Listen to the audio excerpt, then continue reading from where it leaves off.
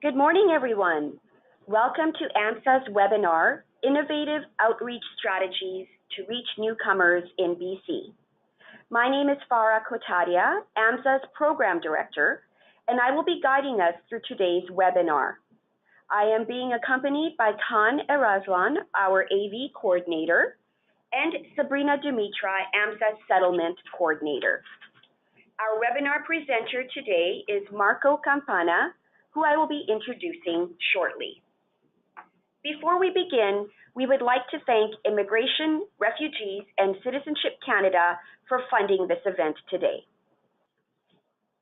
I would now like to introduce our guest speaker, Marco Campana, who is joining us online from Toronto.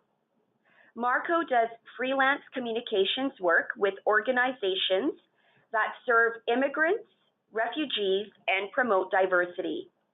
He's worked in a variety of nonprofit sectors, including newcomer settlement, employment services, information and referral, and on various community-based technology projects. As past content coordinator of settlement.org for 5 years, and online capacity development coordinator for Settlement at Work, he is keenly aware of the sector and its technology needs. He provides strategic communication support to help social service organizations think about how they can move their services online. He is very interested in broad nonprofit communications, especially how social media, messaging apps, technology use in client service, and digital strategy can be used to enhance human service work, impact, and influence. I would now like to hand it over to Marco, who will be taking us through the content portion of today's learning event. Welcome, Marco. Thanks very much for having me, and thank you for that introduction. There we go. Great. Welcome, everybody. For the next little while, we're going to talk about innovative outreach strategies to reach newcomers. Just to give a quick sense of what might come. First of all, I want to say if there's anything that will go wrong technically, just in case my connection drops or something happens, I will be able to get right back in making a quick phone call, as some of you may be accessing this through your phones as well. So apologies in advance if anything goes wrong, but it is technology, so I feel like we do need to say that. The handouts that were mentioned, you'll get these slides. You'll get some really interesting worksheets that I think are useful, courtesy of the Toronto Local Immigration Partnership. Actually started with Toronto South LIP, but a number of them have kind of collaborated to put these together. So they are outreach tips, outreach ideas, and an outreach plan that you can actually walk through that is specifically tailored for settlement agencies and as an audience. And I think you'll find those quite useful. As well, there's a higher tech kind of digital marketing canvas. We'll be talking a lot about technology today because that is a lot of how marketing is starting to evolve in our sector, partially because of clients, which we'll talk about. And so I wanted to introduce you to a similar strategic approach, but something that might be a little bit quicker and easier for people to kind of think through. And so this was created by someone else. It's called a canvas, which is literally a one-pager to help you walk through the key strategic pieces and questions you need to be answering. And they provided an ebook to walk you through that. And I'll show you that during the presentation as we go. So a quick overview of what we're going to talk about today is outreach with technology. As you probably noticed in my introduction, I am focused on the use of digital, social media, web media around providing services and information online. But it's important, and when we talk about outreach, that we talk about it's not just about technology. In fact, and you'll hear me say this a lot today, it's about strategy. And strategy starts by listening, talking, and responding to your clients and communities and finding out what they need. And so in the digital age, but even regardless of digital, we want to find out, and we'll talk about how you want to find out how newcomers access, find, and use information. And as part of that, how they use technology in their daily lives. The reality is that they may consume information differently. They may use devices that are different. There are nuances to how newcomers access, find, and use and trust information. And so that impacts how you outreach to them very specifically. We also want to talk about how technology is much more than social media. When technology comes up, whether it's around outreach or service provision or fundraising, social media is the first thing we think of. But technology in our sector is much, much more than that. And it's important for us to be aware of that and to look at how that impacts your outreach strategies. So when we're looking at them, again, I'll be hammering home, it means being strategic in the choices you make and how you implement your outreach plan and process and strategy.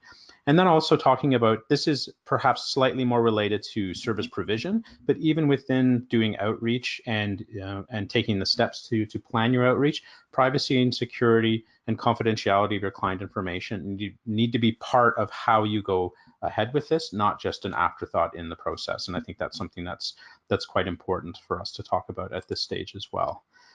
So some initial thoughts as we move forward is, you're not blank slates when it comes to this stuff, and I don't want to treat you that way. So as Farah mentioned in the introduction, if there are questions that come up during my presentation, please don't feel free that you have to wait till the end.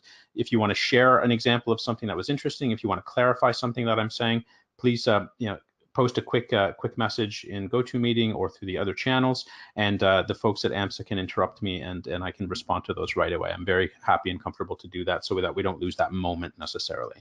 But really important for you to remember, don't forget everything you already know how to do. When people go online, when people start to do something that isn't completely familiar, my experience is they kind of forget that they know a lot of this stuff already. They know how to talk to their clients. They know how to find out what's important to them. They know how to reach out to them in different ways, and that doesn't necessarily change when you move online or in using digital technology. It's just a different channel. And that being said, we need to make sure that we're using the technology that clients are using, and that's something that's really important. When we talk about client-centric, when it comes to service provision, we have to talk about it when it comes to outreach as well. And where technology is a factor, being client-centric means adapting to their use. And that's really important. It also means tailoring the content and the way we communicate to those audiences. So we need to be talking in the language of newcomers, not the language of our organizations or of our funders, but in a way that resonates with them, including multilingual information and using the channels that make sense to them. So when we talk about content, we're not just talking about written.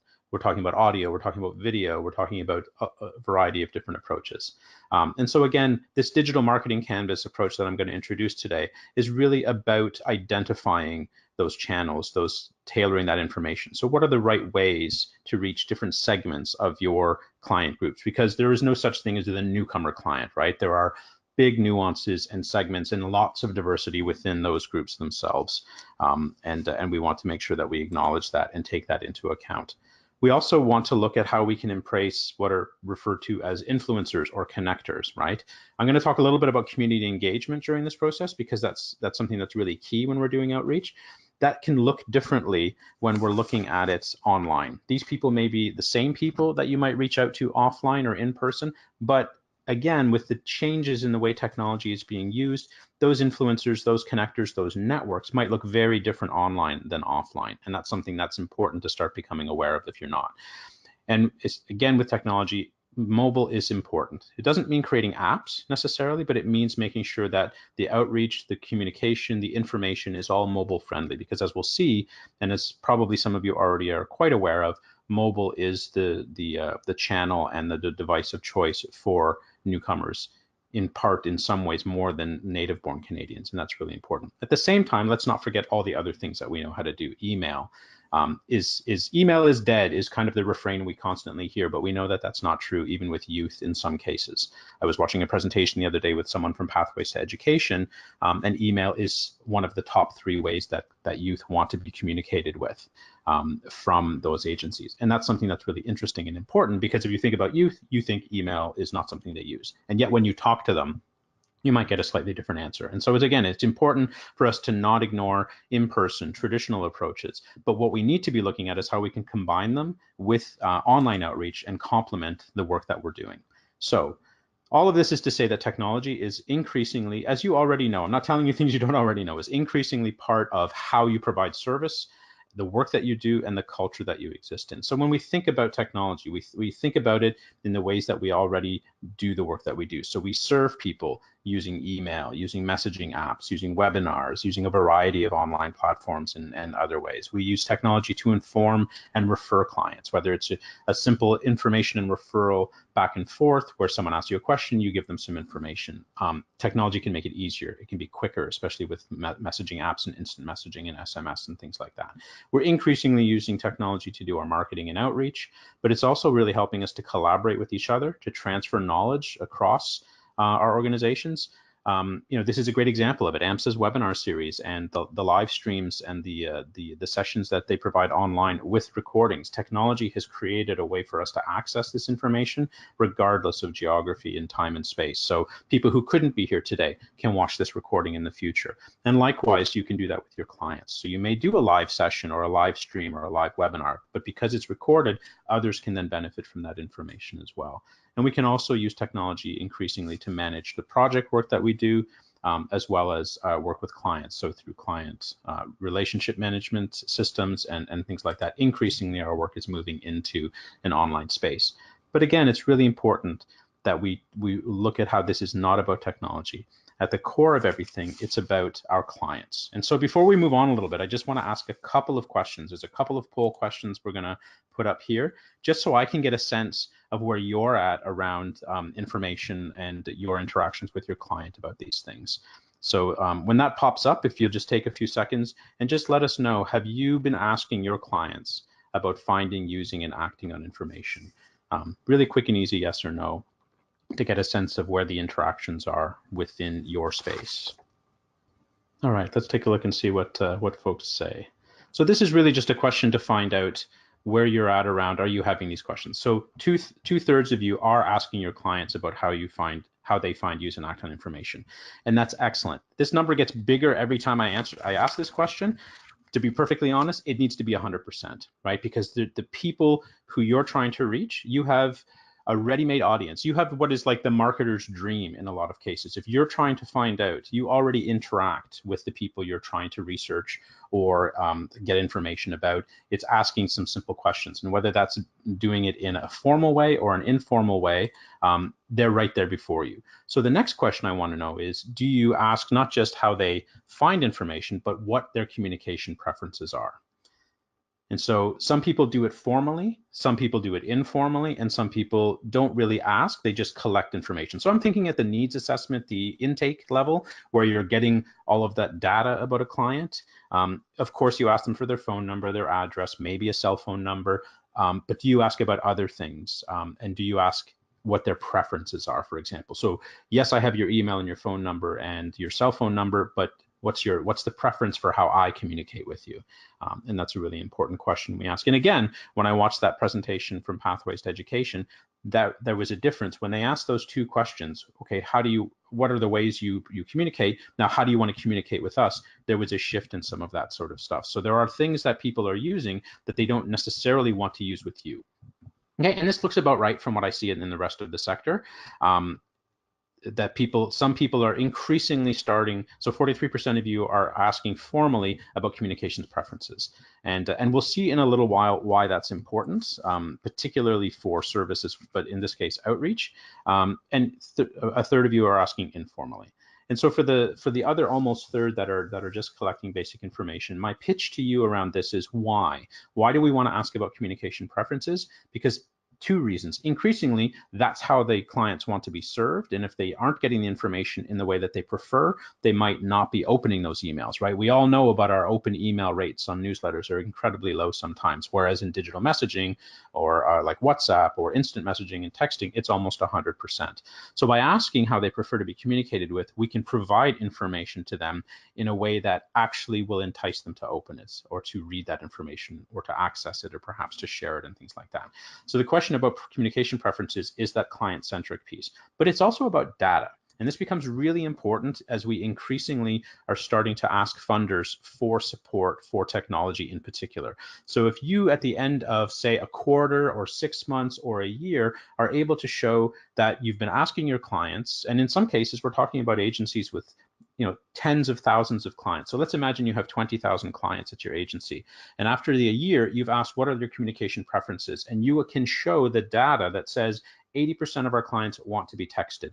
70% want WhatsApp, 50% wants Facebook Messenger, 90% want email. You have the data that can become part of a funding application, for example, to say, listen, we need more resources to support communicating and reaching out and informing our clients using these different technologies. And the data comes from the clients themselves. And ideally, aggregating that up at the level of something like IRCC or a provincial funder would also help them to take a stock of the lay of the land around future funding kind of norms and things like that. So this is all about knowing your audience, right? This is the big strategic piece that's really important. If you don't know your audience, if you're not sure how they access information, if you're not sure what their communication preferences are, that's going to stop you from reaching them in some ways. If we just use the tools that we're used to, if we just reach out in the ways that we're comfortable with, but we haven't taken the time to talk to our clients and find out what matters to them and how they want to be communicated with, then we have the potential disconnect from reaching them. And as we know, reaching one means reaching many, right? And this is part of the thing that's really important, especially when it comes to technology. And we'll talk about this in some really specific steps coming up, but the scale of sharing information is increasing because of technology. So if you're getting information to someone, they can share it easily with others. And if it's in a preferred channel or method, then it's much easier for them to share and they're more likely to do it. So I want to propose a few models for that to help you kind of get a sense of what we can do to get to know our audience. Now, if you're steeped at all in popular education, hopefully you recognize this diagram, the circle of the spiral model. This comes out of popular education, where when we are going to work with a community, we start with the experience and knowledge of the participants, we identify some patterns, and then we start to act on those patterns, and we apply, and we come back, and we evaluate that. Now, this is not new. This is why I say this is nothing new for you, because if I asked you if you needed to create a new program, the first question was, well, we would do a needs assessment. We would ask people, is this necessary? We would identify some patterns. Oh, our original idea needs to be modified in a bit of a way because people are telling us these kinds of things. And so we shift and we change, but we're responding to the needs of the client. So a model like this is perfectly applicable to outreach. It's applicable to the use of technology, even though there's nothing here in this model about technology. But because of where we're at with technology, there are new models that are basically built on these similar principles, that if you're someone who likes to go through more sort of defined steps, this is where some of the data comes in. And this is where the outreach plan as well from the Toronto LIP folks will come in handy. It'll walk you through some of this stuff. But we always have to be strategic. What are your goals? Who's your audience? What is it that you're offering them? And then the data gathering. This has changed the lay of the land. This is, if we say, perhaps modernized what we can find out about our clients. So as you see here, of course, getting information directly from the client is important, but there are many, many other pieces of information and research which we can find and use outside of direct client interaction, whether it's research or social listening. So for example, being in the networks or on the social media that your clients are using and essentially just listening and paying attention to what's being said, collating those questions that you get on a regular basis, perhaps with your staff, and saying, listen, we're getting asked the same questions over and over again. Maybe we need to create a program or an information piece or a service or whatever it might be to address those questions. We used to do this on settlement.org, for example. We would start getting questions from our clients, our users, and invariably, once we started to see a pattern, we would create an article, and then we would refer future people asking that question to the article. And if they asked follow-up questions, all of that helped us to edit and create updates for that article. But what it meant was, instead of simply answering one-to-one at those points with email, we were able to then broaden the access to that information for the people coming to the site because of the users who asked that information. So again, you look at in step 3, you're analyzing the data. And we hear a lot about data and analyzing data. It's very intimidating, right? Because there's data scientists and all this kind of stuff. All you're looking for is patterns, right? If we were to go back, hopefully this will take us back. Nope, I went the wrong way. If we were to go back to that spiral, again, we're just taking this information and we're identifying patterns, right? And so it's the same thing here. So what you can is crunch a lot more numbers and a lot more data because of the information we might be getting, but really you're just looking for these kinds of patterns, and you're looking for some insight, and then you're going to test. You're going to go back to the clients and say, listen, this is what we're hearing. is this something that would be useful for you? This is what we're hearing. Is this a format that might be useful for you? It's all about that strategy, right? So the insights you get from the data and the analysis and the testing will drive your strategy.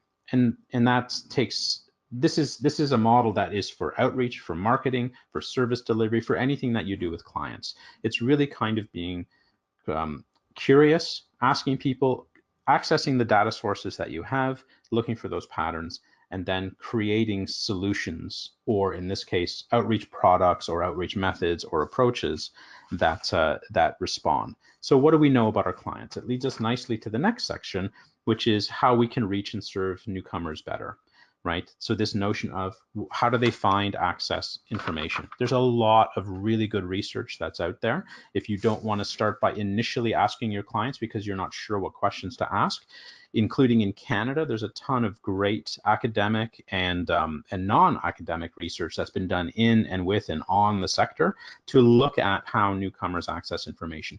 It's from this, for example, that we know that in some places in Canada, only 30 to 40% of newcomers actually access services, which is a huge issue, but is also an opportunity around outreach and marketing, right? So if those newcomers aren't accessing information, well, why is that? How can we get to them?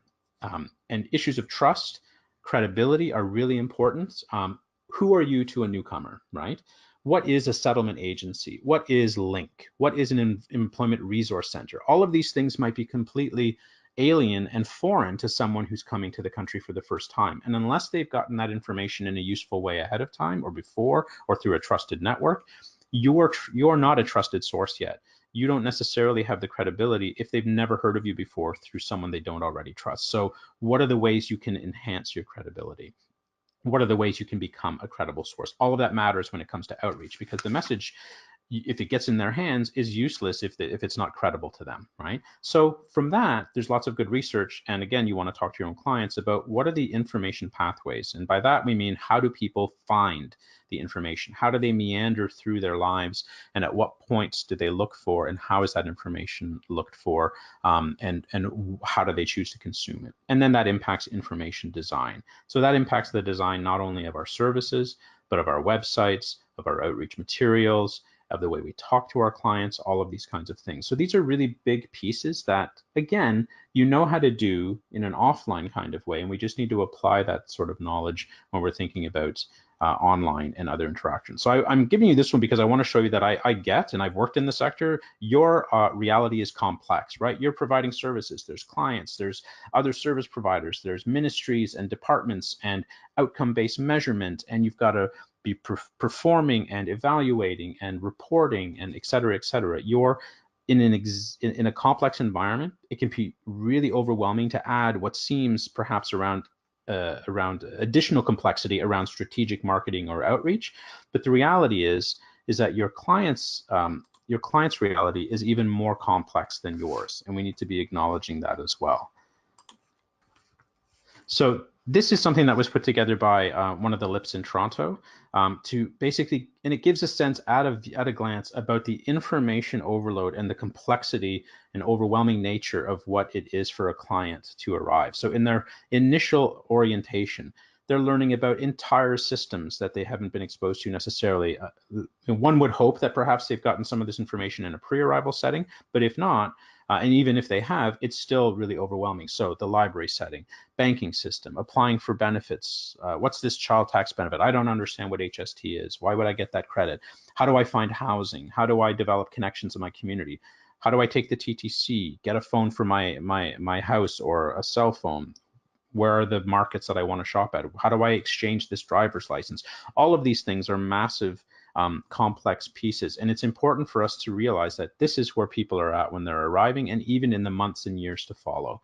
These are big information problems. And so it's important for us, and in some cases, of course, those of you in the sector who came here as newcomers, you've experienced this system. You've experienced this complexity. But we have to remind ourselves that this is the complexity that people are arriving in, and that it's incredibly overwhelming. And so how do we fit ourselves into this? How do we explain these pieces to them in a way that makes sense, that makes it easy, that makes it accessible, and that shows that we're the trusted, credible source to help them work through it, right?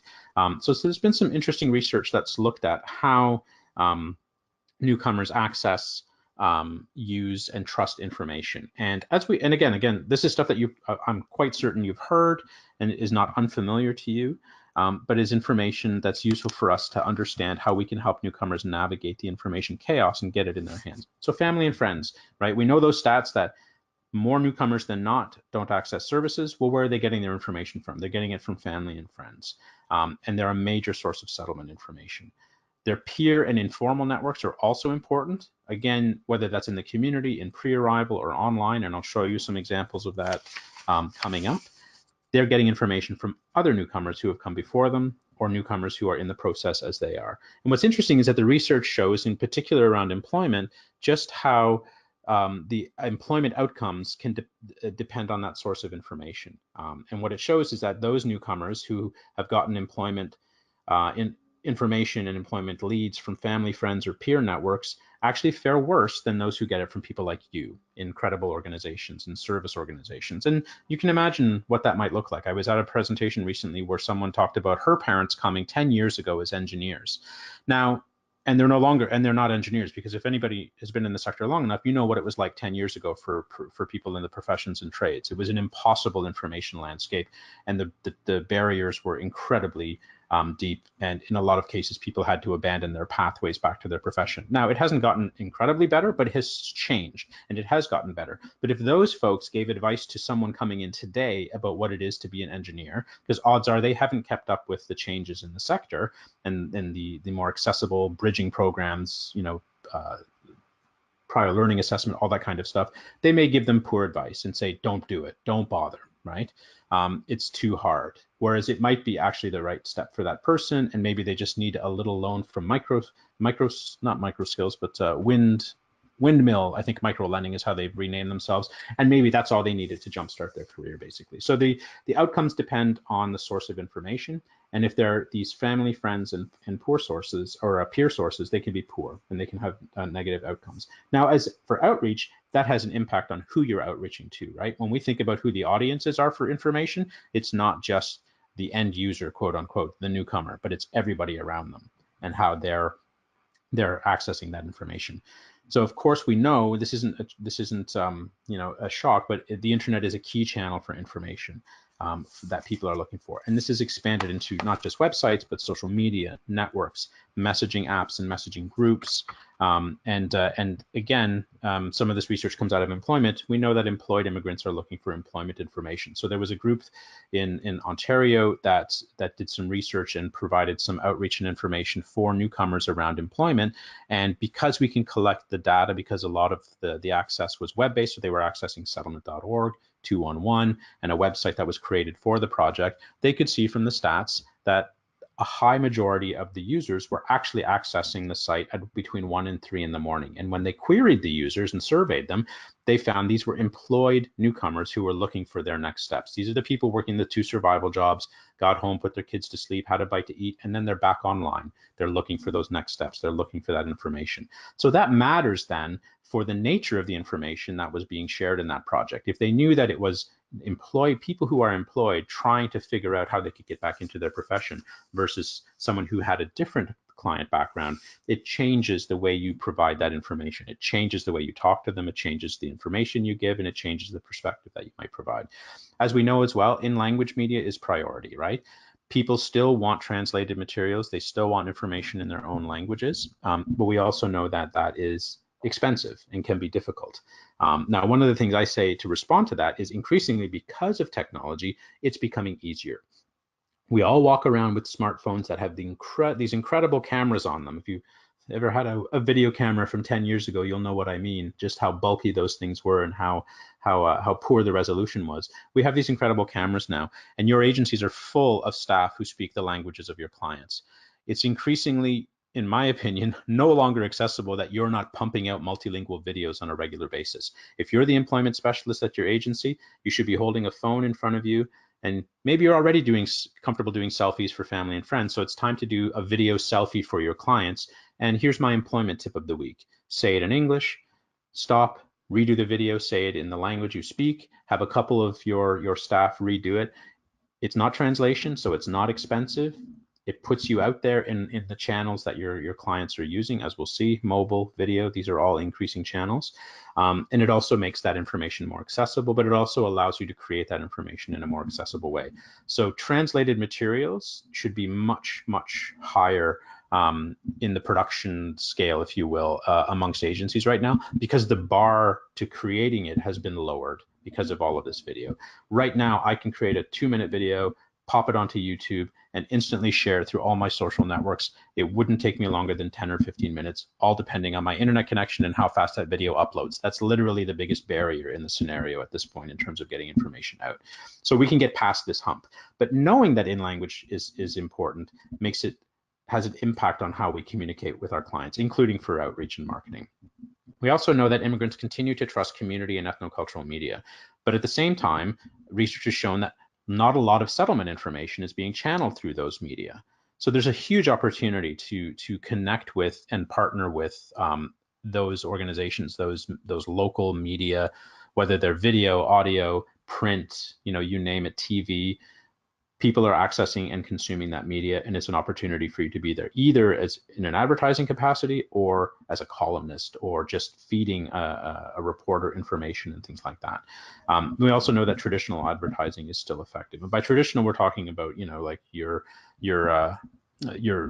newspaper advertising, your placard advertising at a bus shelter, or things like that. And so it's important to, again, find out, like we were surprised at one point, for example, in Toronto in the subway system, there were these at one point 2 free little newspaper dailies. And it was assumed because they were in English that they're not really being accessed by newcomers. But once the research was done, they found that one of them in particular was being accessed heavily by a newcomer audience, and it became a logical place to put information into for people, even in English as well as other languages. So we also know that cultural demographics matter. So people are accessing different media in different ways depending on the places they're from. So that's why you need to be talking to your clients. I could tell you that the research shows that ethnically Chinese people access media in this way, and people from India access it in this way. But of course, there are nuances within those. Those are not homogeneous groups, and so you would want to break down within that to see, well, who's accessing what and in what way, and also understanding other breakdowns and segmentation in the diversity. So we know that women immigrants are less informed and fare worse in terms of settlement, but also in terms of employment. And so what does that mean for how you might reach out to them? What does that mean for how you might change the information and the materials that you would share? So just some really quick, high-level online kind of pieces for you, because I think there's some great organizations that do some really interesting research. Hootsuite, which I think is actually a company based in BC, partners with a UK company called We Are Social, and they put out a regular report on who's doing what online. And I found this one really interesting, came out recently in October, that looked at different countries and who is doing online research before making a major purchase. And if you notice, Canada is actually at the medium with worldwide, 57%. But Brazil, Turkey, Russia, Argentina, Colombia, Poland, Italy, Germany, South Africa, Mexico, India, all countries that are source countries to Canada, people are doing more research before they buy something. So the question is, are they doing service research as well? Are they researching you before they decide to come to you? And it's a good question. I don't know the answer to that, but I would assume the answer is yes. If they're using it to do make important life decisions, like make a major purchase, perhaps they're always conducting research as well before they access a particular service. So what does that mean for what happens when they find you? Are you accessible? Are you enticing in some way? And that's really important for us to find out. So again, I can't answer this for all newcomers, but you can certainly start asking this question of your own clients. Did you research before you found us? How do you make decisions around online?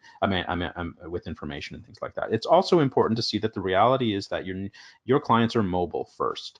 They are connected. They're using smartphones. We know that smartphones are a key tool in migration and settlement, and this isn't just with the cream of the crop kind of skilled immigrant, high income newcomers. We know, and the research has been a lot of good research that's been showing that refugees are using smartphones as a lifeline, and that continues once they come and they're settling in Canada. What's interesting is that they're not necessarily going to download your app, though. They're using the apps and the tools that they've already been using that have been helpful. In a lot of cases, that's WhatsApp, Facebook Messenger, Viber, could be WeChat, Google Maps, Google Translate, YouTube for learning and things like that. But what this shows you is that in countries around the world, this is the mobile connectivity rate. So in South Africa, that 147% connections, which means basically for each person, there's 1.5 connections kind of thing. The other thing is in some of these places, it's not smartphones, but it's more of those feature phones, right? What we consider the older phone. Smaller screens, more using text rather than surfing. And so how does that impact who you're serving and the technology that they're using when they're here? The other question is, we know that data and internet plans in Canada are obscenely expensive compared to other places in the world. So are they even buying those, or is it text? So if you say, I can email this to you, but they don't have access to email, they'll never get it, or they'll never be able to provide you with that. And again, that's why we need to check in with our clients about their preferences as well as their access to information, because that matters how we communicate with them. So similarly, what are the active social platforms out there? All of the ones in red are digital messaging platforms. So WhatsApp has 1.5 billion, Facebook Messenger 1.3, WeChat just over 1 billion users. All of this has an impact for how people might be using technology when they come to us, right? I can give this information to you and I can say, if you're serving people from China, you should probably figure out whether you need to have a presence on WeChat, but you need to confirm that with your actual clients, right? Because again, like I said earlier, it's one thing for them to be using that technology, it's another for them to want to use it to interact with you. So how are they using the technology and how might that impact how they want to communicate with you? And so again, the lay of the land is it's WhatsApp that's being used out there, right? Now, this has come to the fore for us more recently because of Syrian refugees and the use of WhatsApp as a tool. And a lot of agencies are starting to sort of shift and figure out how they can use those tools. But it's important to know what are the different apps and tools and communication preferences that people have and in the source countries that they might be coming from. So all of this is also to provide you with a sense that the social ecosystem is incredibly overwhelming. So this is just a sense of the different kinds of systems that are out there, whether it's blogs or in travel and hospitality or influencers or social bookmarks, all of these things. So what you know about your clients helps you take this massively overwhelming ecosystem and narrow it down.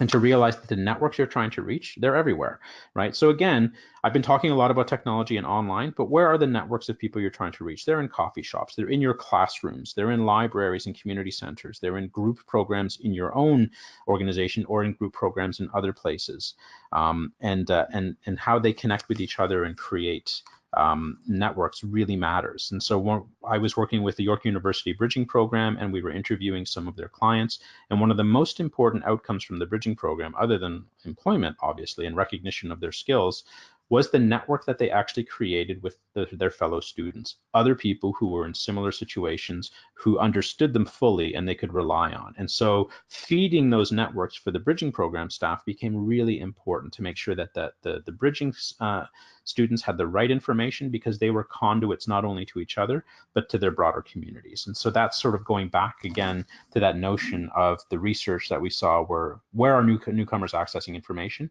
in the networks that they're already connected to. And that becomes really important. And of course, those are offline, but they're increasingly also online, right? So this is just a snapshot of a few newcomer specific niche networks that are out there. These are not your web 2.0 social media kind of things. These are like bulletin board, old school in some cases, bulletin board services that have been around for some time.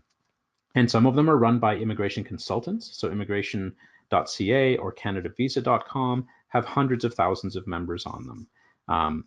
What's interesting about that is that those are people who are predominantly talking about how to immigrate, but invariably, if you go into the discussion forum, there's also questions about settlement. And we know immigration consultants eventually start charging some of their clients for settlement information that they could be getting for free from you. The question is, should we have a presence in these spaces? Are these forums, are these places useful spaces for us to go and provide information? Now, one of the challenges we have is the statistic, right? You need that PR card to show that this has been a legitimate service interaction. But from an outreach perspective, what we need to be doing is trying to figure out a way to work with our funders and with each other to say, listen, if there are hundreds of thousands of people talking about settlement in BC on the Canada Visa site, we need to have a presence there to share information with them, to tell them, these 60% of clients who don't know about the services we provide, that we exist, that we can help them, that we're free, but we're also professional, we're credible, and we will, help shorten their settlement experience and find success more quickly. And these aren't new, right? Settlement, Welcome to My Settlement is the discussion forum on settlement.org. That's been around since 2000. So we're talking 18 years. It's not new, it's not emerging. But over that time, very few settlement agencies have created a presence in these spaces. And I think that's a huge opportunity for us, especially now that these places are becoming harder to track, right? And this is where it becomes really important. The new groups, the new networks are in places that we don't necessarily have access to. So it's WhatsApp groups, it's Facebook Messenger chats, it's Facebook closed groups, Telegram, or other digital app groups where you may not even know about these places because they're more private. They're smaller in some cases. So with a WhatsApp group, you can only have 256 members anyway. So you might not even be able to join it, but you may not be welcome necessarily as a service provider. But people you're serving or others in the community might be in those spaces. And so what's the opportunity from an outreach and marketing perspective for you to feed information into those places? And I will give a specific example in a little while, but I think we need to start thinking about these, because before these networks are public. All of these sites that you see here, you can go to, you can read, you can join, and you can respond to them. But these increasing sites like the WhatsApp groups, the Facebook groups, they're closed, they're private in some cases, and they're harder for you to find. And that's just going to continue with emerging trends. But these emerging trends are also opportunities. So automation, chatbots, artificial intelligence, this is happening in our sector. There are two chatbots. One calls itself an AI chatbot, and one is just a Facebook Messenger chatbot around immigration, how to immigrate. So the IVA immigration chatbot for Canada was the first one. It was created by an immigration lawyer in Montreal. And a person can literally start going through a Q&A that gets all of the detailed administrative information from them. What are the opportunities for us around some of this stuff? Most of us hear automation, chatbots, and AI, and we're afraid for our jobs. The reality is that settlement workers are knowledge workers. You're dealing with complex, non-repetitive kinds of tasks, and therefore it's not threatened by this type of thing. Where these things could be really useful is exactly in the way that immigration lawyer is using them to do all of that pre-admin kind of stuff. By the time someone says, yeah, I'd like to hire you, he doesn't need to do an intake anymore. He knows everything about this person because they've answered all of those questions already, and they can move on to the next step of actually applying for whatever type of immigration permit or visa that they're looking for. So these are ways that we can also start to look at how we can use them. And there's good examples out there if you Google AI for good about how nonprofits and charities are starting to use artificial intelligence and chatbots to create connections for people. Imagine the chatbot is available 24/7. Imagine things that you are answering in repetitive ways. This is a resume. Here's how you write a resume. There are functional and chronological resumes. Here are the components of it. Imagine if your client, who's that employed client, like we saw the data previously, who's up at 1 o'clock in the morning, can't access you because they're working those two survival jobs, gets to your chatbot and figures out how to create a resume, and then either emails you or messages you the sample of the resume. You review it, you edit it, you send it back. That person is more steps closer to getting the help they need around their employment. And some of that could have happened automatically in the background. So we're going to see more of these. These are emerging trends that are not going away, and they are positive for our sector, in my opinion, around taking some of the rote, the repetitive kind of work and hashing it out in ways that can only be beneficial for clients because they can do it when you're asleep, for example. So what are some of the other kinds of things that you should be looking at? When we looked at that big, huge diagram of all of those different kind of social platforms, there are some that you should be thinking about from an outreach perspective and help you narrow it down. So chatbots and AI are one of them. That's down the line for us, but there are groups around the civic tech community in Vancouver, as well as other places. I'm sure you're familiar with what Peace Geeks is working on in Vancouver around some of the web app kind of things around service provision. But again, video and photo sharing, audio podcasts, niche discussion message boards, they're out there. They're opportunities for you to go places. What I say to people is that if these niche discussion boards, if you knew that a group of clients or potential clients were meeting down at the Tim Hortons every Wednesday at 2 o'clock, what would you do? Would you go to them? And the answer is, yeah, of course I would. There's no difference when you're looking online. If you know that clients you're trying to reach are in these online niche discussion forums, then of course you should be going there and providing information, referral, service, outreach, marketing, whatever the case might be. So again, looking at live chat, texting, live chat on a website, for example, is something that's already out there. We do it when we deal with Rogers or other organizations, so our organizations can start to do that. I talked to a group in Thunder Bay who were doing it for the local municipal immigration portal, and they were handling about 150 chats a week with people who were looking to settle in the north, and that gave those people immediate access to information. They followed up by email and other communication means depending on the client's preferences. They were able to get those people the information they needed. Increasingly, that kind of quick INR, information and referral, is going to be happening. And again, the challenge is going to be around, well, you may not do an intake with that person, but it's still a completely legitimate service interaction or outreach or marketing interaction. And we have to kind of figure that lay of the land out, but it's inevitable because it's going to be happening more and more. How can you use email and e-newsletters to segment your audiences, right? Most of us have one e-newsletter and we use it to basically say, hey, look at what we're doing. Here are the programs we're doing. What about segmented newsletters where a person can go in and say, I am looking for employment information. And so all they get from you is the employment stuff. Shared calendars, whether it's Twitter, blogging, or online communities, and e-learning. So some of this is thinking about what you do offline and how you can transfer it online, for example. At the same time, your website still matters, right? You're going to go out into all of the channels where your clients are accessing information, and those channels change over time, right? So Facebook is still there. Flickr and an e-newsletter is less there. Now it's WhatsApp, WeChat, it's texting, it's Instagram instead of Flickr. So the channels might start to change, but for you and for where you go into those channels or where you're providing information or sharing information, all roads need to lead back to your website. That's where the big information is. So one of the questions is, how do you create copy? How do you create information? How do you make sure that you can get people where they are to come to you? And some of that is by making sure your website is mobile friendly. If, after this, or do it now, if your website doesn't look good on your phone, it doesn't look good on anyone's phone. And that's an issue for newcomers who are mobile first, right? So that has to be a priority for all agencies. Don't create the app, make sure your website's mobile friendly. Make sure the content is speaking to them, not using our language, right? Too much of our content speaks in our language and doesn't necessarily speak. So yes, I can come to your class and get a CLBT level 4 classroom, but what is the outcome? What does that mean? What does it mean for someone who learns English through your program? Is it employment outcomes? Is it community connections, right? So talk about it from the perspective of what enhanced language ability means for settlement and means for your client. I don't see a lot of that, and I think we can do better with some of that kind of language. And when we talk about language, we're talking about multilingual, and that isn't necessarily written because that's more difficult, more expensive, more costly.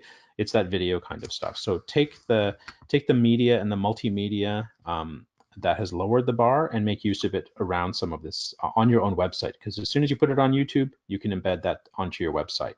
It's not hard anymore. And if it is at your agency, there's help that's out there for sure that you can get in your community. So we want to go where people are, but we want to lead them back. So coming back to the whole strategic piece. So this is where the Toronto LIP materials, in particular the outreach plan, will be really useful. You need to be looking at your goals, and you need to be looking at it in a sort of a holistic approach to see, well, who's our community? Let's do some research on our community. Let's figure out who we can partner with around reaching those people, whether it's, again, neighbors, friends, family, other organizations, faith leaders, community groups, online sites, immigration consultants, WhatsApp group influencers, et cetera, et cetera. Then figure out your strategy, assign your resources, apply for those resources if you need them. Once you've done that research, once you've established the need, it becomes easier to get resources that you might need. And then make sure you're evaluating constantly. So where the handouts from the Toronto LIP, which is the plan, the tips and reminders, and some of the methods, will give you some practical process work that you also need to be looking at as a team. And this is something that's really important. If you're lucky enough to have communication staff in your organization, and most of you probably aren't, it's not a reality in the sector, that's great. But if you're not, Sorry, even if you are, it's still everyone's responsibility to be part of this. So this is a team approach, right? Especially frontline workers, you know the clients more than anyone, and so you need to be at this table. Managers need to be looking with them and connecting to your clients in order to do it. But this is a team process. Outreach isn't just a solitary thing, because everybody is now a marketing person. Every service you give impacts the word of mouth that will go out there. So you are, by definition, doing outreach just by providing the service. Again, you can look back to these kind of more newer, more interesting, if you will, approaches to gaining the data, but remember your client, right? Taking an approach that you see in front of you here is a strategic approach, right? Because you have to be working through these steps. It will take time, but it's going to be time well spent. And if we look at it from a community engagement perspective, this is a very similar kind of approach. It takes time to do community engagement, right? It takes time to create a strategy, to build a community, to get them to trust you, to work with people in the community who already have credibility. It's a reciprocal process in that you're supporting and helping, but you're partnering back. So what's in it for them? What's in it for you, right? You're involving people. And this is where you really want to make sure that you're talking to your clients that you're trying to serve. Talk to them about what they're looking for. Talk to them about how they're accessing, looking for, finding information and acting on it and things like that. Creating those safe spaces is making your spaces safe and accessible for your clients. Not necessarily safe, but in the way that we might always think about it, but that's welcoming, that they see themselves in it. They see that you are up for them. You are the right, that's that trust, that credibility. You're the right person for them to come to. And then creating partnerships, again, this is broad, right? You're talking about community partners, but also partners within the client group itself. And how they might be able to help you get access to the rest of the community, for example, and then planning. So if you really think about it, this is a similar kind of model. You find people your customers are listening to, if you can, listen to them, listen to the community, and then keep learning, and figure out if there's a way for you to collaborate with them. And so if there are people who are running these online groups or sharing information in their communities, and they're not necessarily the people that you're talking to offline, perhaps you need to be reaching out to them and figuring out if there's ways that you can work together. So a really quick poll now. Hopefully we'll dive into this. I just want to get a really quick sense for how people are currently reaching the newcomers that you're serving through these different approaches to marketing and outreach. Word of mouth, yeah, super important. Brochures, very typical. Social media, increasingly online ads. Yeah, that makes sense. And great to see that you're reaching out through community nothing media. All of those are really important channels, increasingly so. And so it's useful to just get a sense. The word of mouth, and that's something that's really important. And I'm going to talk to it a little bit with a couple of case studies, but that's essential whether it's in person or online, right? That word of mouth, in particular online, scales in a very different way.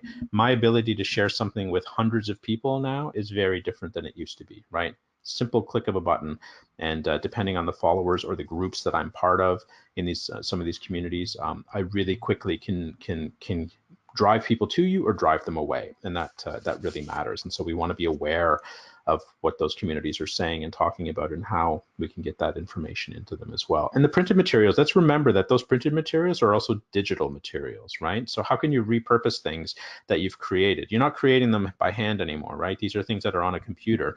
And so they have a role, they can play a role in your digital archive or your digital outreach and marketing tools as well, perhaps in different ways, in different forms, but multi-purposing the content that you've created, in particular through social media and also through ethnic and community media. How can you repurpose the things that you've spent lots of time thinking through and creating in these different channels? Online ads is still something that's kind of new in our sector, but it's certainly something that that can be useful. So let's keep going.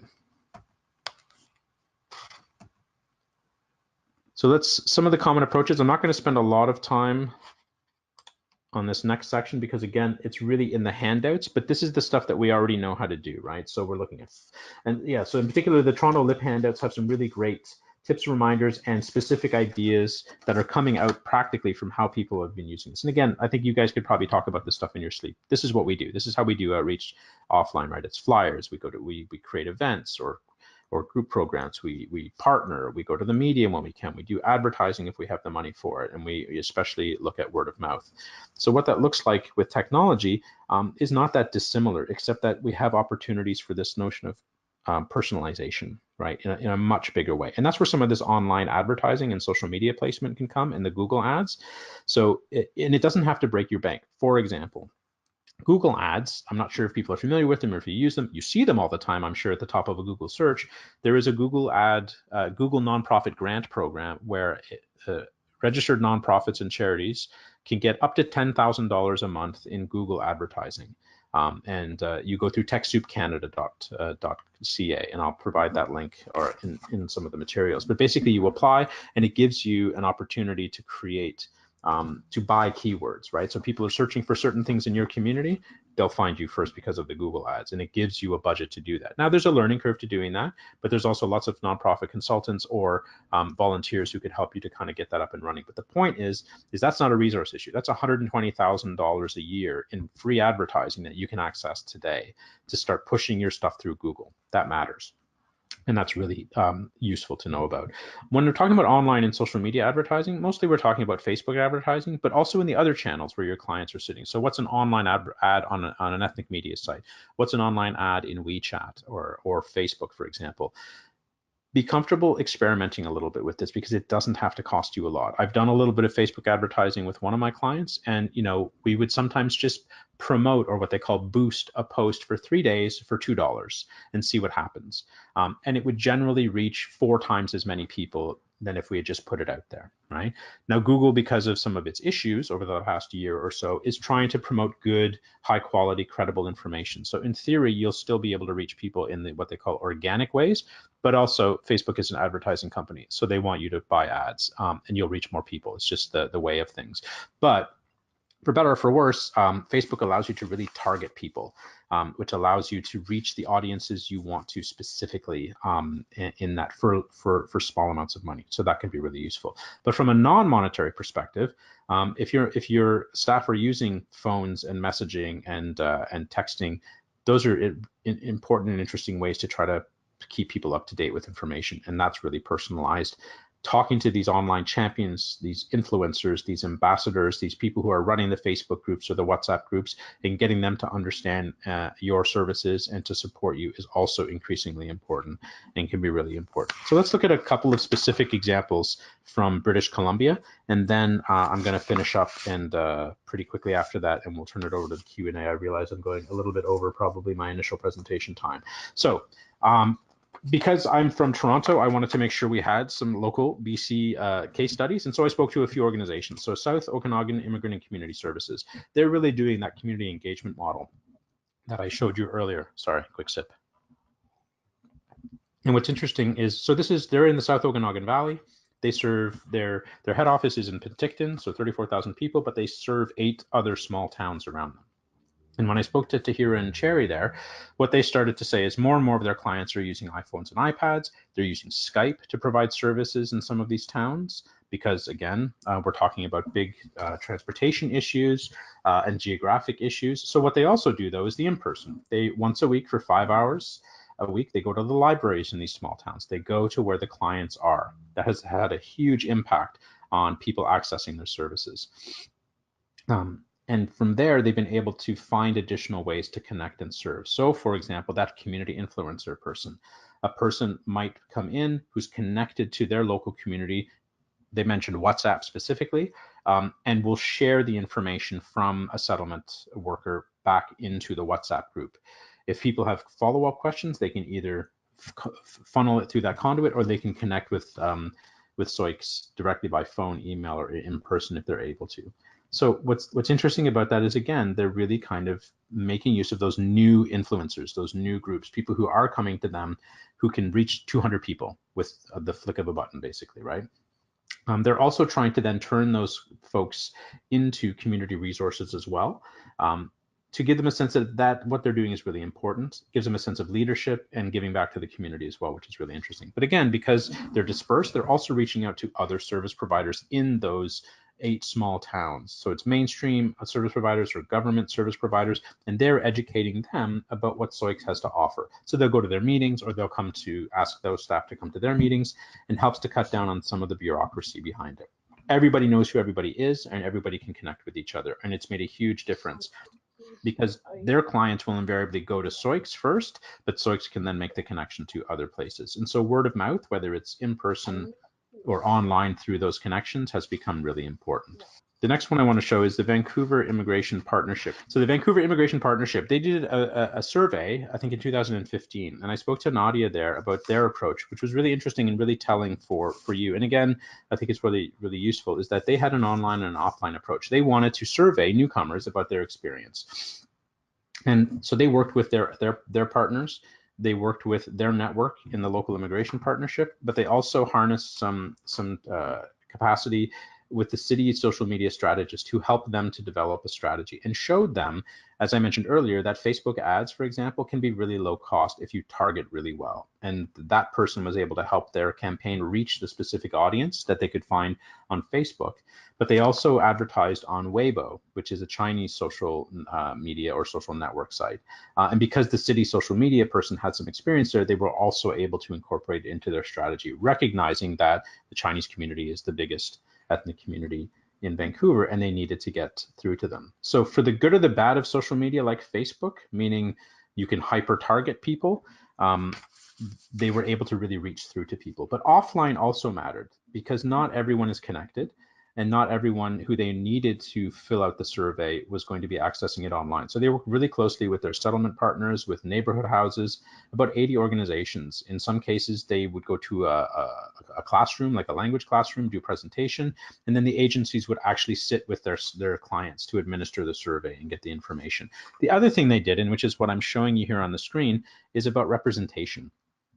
They worked really hard to find imagery of diversity that was out there. And they found it, as I'm sure many of you had, really kind of difficult in stock photos. But they were able to find newcomer images of the cultural groups, the main cultural groups in the city, and start to use them in the campaign. And that had, they believe, and the feedback was that had a huge impact.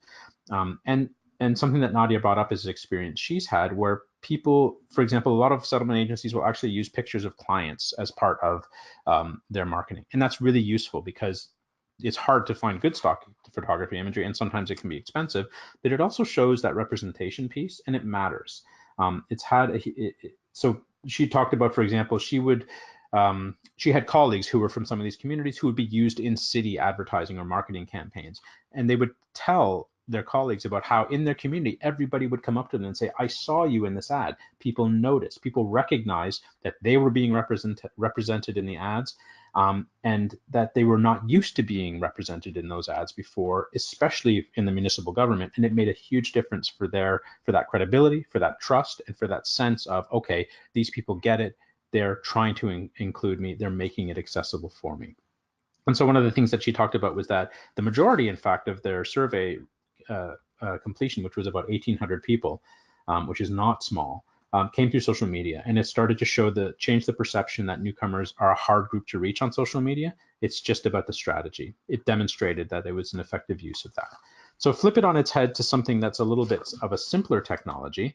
ISS of BC, sorry, Conan, oh, there we go. Has created newcomer.info. This is very new and is starting to come online for folks. But basically, it's using texting or SMS in order to reach an audience.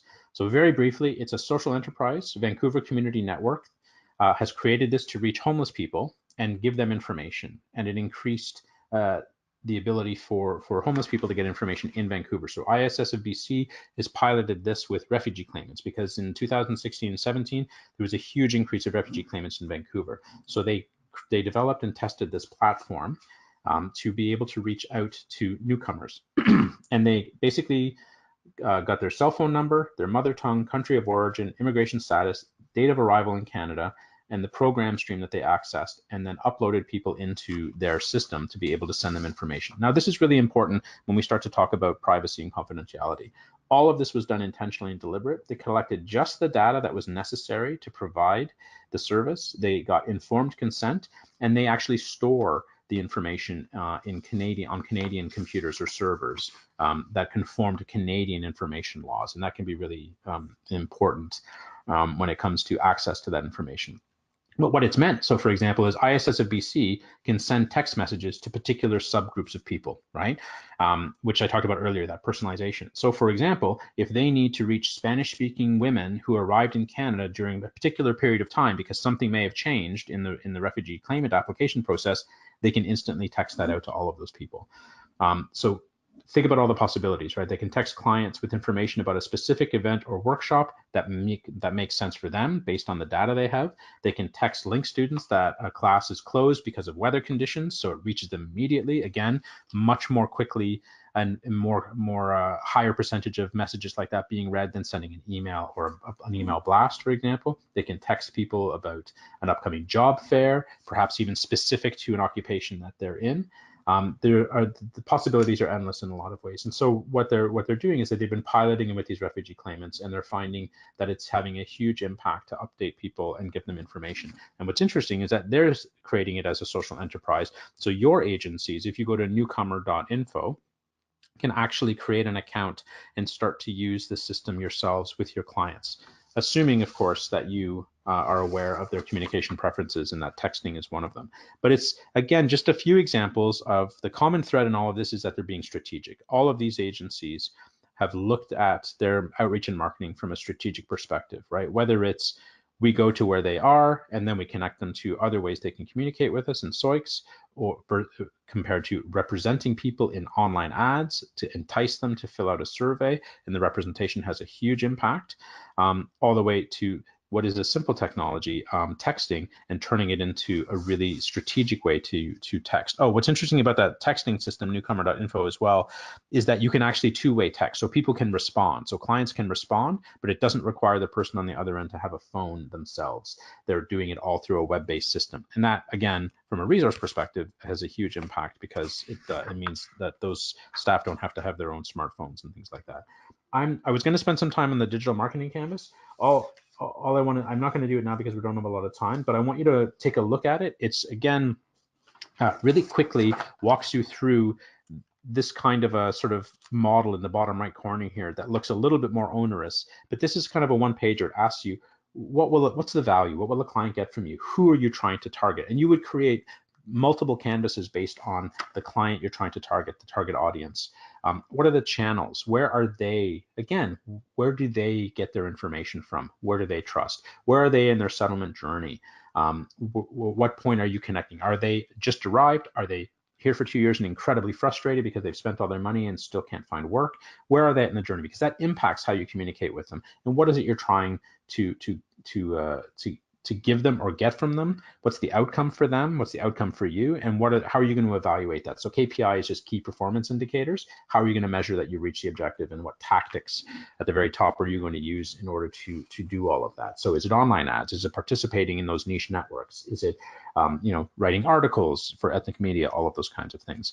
And just really quickly, finally, we need to make sure that all of this is steeped in privacy confidentiality, right? Until recently, privacy for most of us meant surveillance for targeted ads on Facebook for us to consume stuff. That's changed because of Cambridge Analytics and other things, and we've seen just how nefarious social advertising can be. But think about for vulnerable newcomers, especially refugees, surveillance is a much more serious thing.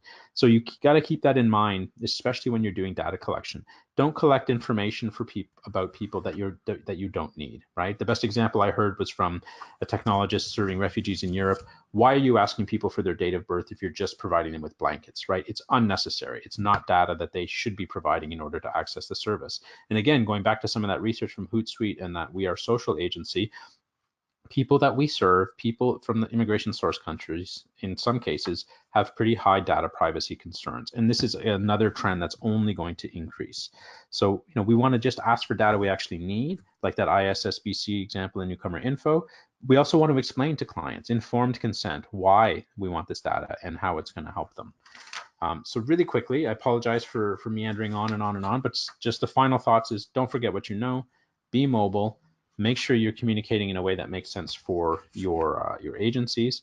Look for local resources. So if you're in Vancouver, look for net2van.com. Net, the number 2 and van.com. That's a local NetSquared affiliate where they have regular meetings around technology and outreach and marketing and things like that, specifically for nonprofits.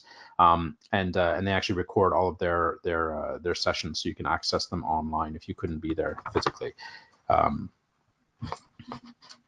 And this is me coming up. Hopefully this is me. This is how you can connect with me. I have a website. I'm on social media on Twitter and LinkedIn, and I run a podcast as well where I ask really interesting people questions about how they use technology, because I think there's a lot out there that we can learn from. So for example, I interviewed the person who created that immigration chatbot, and it was a really interesting conversation to find out how they created it, why they did it, and how it's benefiting them as a service provider. So let's dive in if there are any questions. Great. Thank you so much, Marco. Some really interesting tips there as well. So feel free to send in your questions. We do have a little bit of time. So one question we'd like to ask you, Marco, is when you talked about in-language media trends, the example you gave of producing video advertising in different languages was really great. And it seems very feasible for video, but less feasible with written materials because of the need for accuracy in terms of proper spelling and grammar. So how formal should written materials be versus spoken or audio materials when seeking to use more in-language media?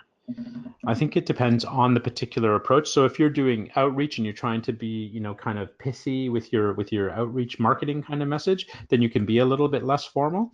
If you're providing more of a service information, you probably need to be a little bit more formal. In particular, because again, some languages you need to find that middle ground, right? So which sort of Spanish are you using? Which Arabic are you using? You know what I mean? Like there's different slang, there's different accents, there's different grammar in some cases with some of these languages, and that's really what takes a lot of time to get that right. Versus people can be a little bit more forgiving of a video. If I record myself in the Arabic that I speak, you're going to probably understand it, and you're not going to say, oh, that's not grammatically correct kind of thing. But again, if you're doing something that's for youth-based, or you're trying to be more kind of edgy, then I think that you can be a little bit more informal with that. But that's partially why I recommend the whole video kind of thing, because there's a lot less there are less restraints around some of that, because it's assumed that it's a little bit more informal, and that if I'm doing it, the point is that I've made the information accessible.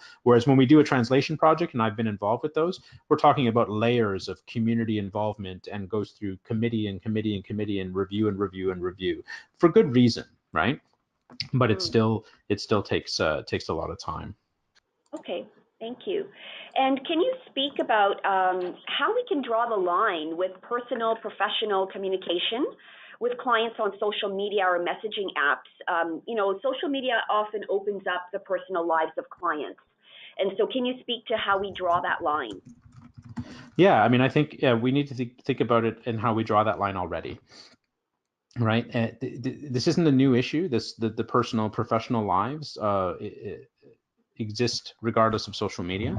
I think part of that is having the policies, protocols, and guidelines in place at our agencies around how we're doing that. And so some of that, for example, means if you're going to be using these technologies, you're using them with work accounts, not personal accounts, with work devices, not personal devices. And that's an issue in the sector. I'm doing some research for another project that's looking at digital messaging, and almost 50% of people who are using things like WhatsApp and texting are using personal devices in settlement agencies across the country. And that's because they're trying to respond to what their clients want. Their clients prefer to communicate in that way, but their agencies aren't there yet, or the funder isn't quite there yet to fund those resources, but the settlement worker still wants to provide service. But that's a huge ethical boundary and a blurred line that could be problematic for people. So the first step is to make sure you have this conversation. Again, that horrible word, be strategic, to make sure that you have the policies, guidelines, and protocols in place, and that the technologies you're using are not your personal devices, not your personal accounts. That's more difficult in some cases, but it's important for us to be thinking about. And again, that's where the client preference information comes. If you can show And I've seen this happen, right? There's an agency I was interviewing for that other research project in Toronto, and the settlement workers started creating a group, a WhatsApp group in the evening. And once it got big enough, she realized, this is with my personal stuff. She went to her manager and said, listen, this is what's happening. This is how beneficial it is. And they went to their funding officer, who then provided a work phone and a data plan, and they were able to then do that. So you create that evidence, that research, that rationale, basically, right? Even on a one-off way like that, they were able to get a work resource. Or it's within the agency itself. I had another client who, in the childcare for the LINC program, wanted to use something called Hi Mama, which is this really interesting specifically childcare maintenance, like a center program, where, because they wanted to enhance communication with parents, and they were able to do really good encrypted communication using the app and stuff like that. The funder said, no, we're not funding that because they needed 2 iPads. And the agency said, well, we have some discretionary money, and this is really important. And so they bought the iPads for the program, and it's been really positive for them. So it comes out of all of those kinds of pieces. But the separation and the professional piece around personal and private, personal and work, is something that's a struggle in the sector, but can be addressed really clearly through protocols and guidelines, but also is a resource issue. And in your presentation, you did talk a lot about some of the larger communities. What is the best way to connect in the really small or rural communities? Yeah, and I mean, I think the South Okanagan is a great example of that. They're doing a combination of in-person and technology, right? And all of that depends on what you know about your clients. So what they learned is that they have some clients who are connected back in the community through these WhatsApp groups, so they can scale and share information through those people that will then reach hundreds of other people in the community. And in some cases, that person, for whatever reason, has more ability to come to them at the library or into their offices, becomes a conduit from the sector. From the community to them, and actually brings questions or issues from people in the community. And what the struggle there is around confidentiality and privacy, and making sure that that those people sign off that this person is representing them in some capacity and is able to share their personal information, right? So they actually have to formalize that kind of stuff with the people that they're working with, and that's just it's working for them, but it wasn't something they had anticipated necessarily, and allowed them to do it. But so they're using some technology, and then they're going physically into these places where the clients are, and they're creating those relationships with service providers in the communities, so that when newcomer clients are accessing them, those people are culturally competent. They understand that if there's a question, they can contact their person at SOICS, for example. So all of those things really are important. That's that informal, formal, online, offline. They're really kind of create what is, I would consider, a community engagement approach that incorporates online and other forms of digital technology. So it's really kind of starts, though, from that point of, well, where are our clients? How can we reach them? What do they need, and how do they want to communicate? And that's something they've done really well. And again, they're serving 8 towns in a rural area.